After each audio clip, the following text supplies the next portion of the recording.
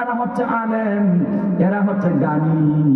এরপরে আল্লাহ পাক বলছেন, ও দুনিয়ার মানুষ শুনো, ও দুনিয়ার মানুষ শুনো, যারা জানে না তাদের অবস্থা কি। আল্লাহ রাব্বুল আলামিন বললেন, ও তুল্লিম বাদা যালিকা জানিম, যারা জানে না অনুমান করে কথা বলে, কঠিন কথা বলে, কুটাক্ত করে কথা বলে, এমনকি গালি মন্দ সরকার এক শ্রেণীর আলেমদেরকে এক শ্রেণীর মানুষেরা দেয়।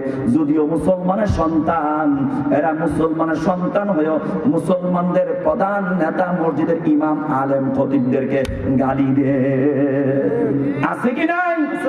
জোরে বলেন, আস্তে বলবেন না, আছে কি নাই?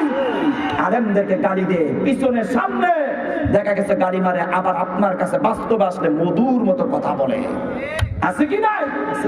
আল্লাহ পাক বলছেন কোরআনুল কারীমের সূরা কলমের আয়াতের মধ্যে 13 নম্বর আয়াতে বলছেন, সূরা কলমের আয়াত 13 নম্বর আয়াতের মধ্যে বলছেন, উতুল্লিম বাদা যালিকা জানিম, ও দুনিয়ার মানুষ যারা কঠোর স্বভাবের অধিকারী অথবা যার জন্মের পরিচয় নাই, তারা হচ্ছে কুলাঙ্গার, যার সন্তান। আরে কে কথা বলেন? কে?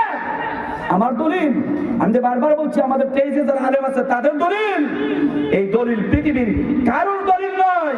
এই পৃথিবীর প্রথম যে মসজিদ কাবা করার ইমামের কোনো দলিল নয়। এই দলিল স্বয়ং আল্লাহ রাব্বুল আলামিনের। ঠিক কিনা? আজকে আলেমদের বিরুদ্ধে অনেক কথা বলে। ভাই, আপনার চরিত্রের ব্যাপারে আপনি কি তাকায় দেখতে পারেন না? আপনার চরিত্রটা কোন পর্যায়ে আছে? আপনার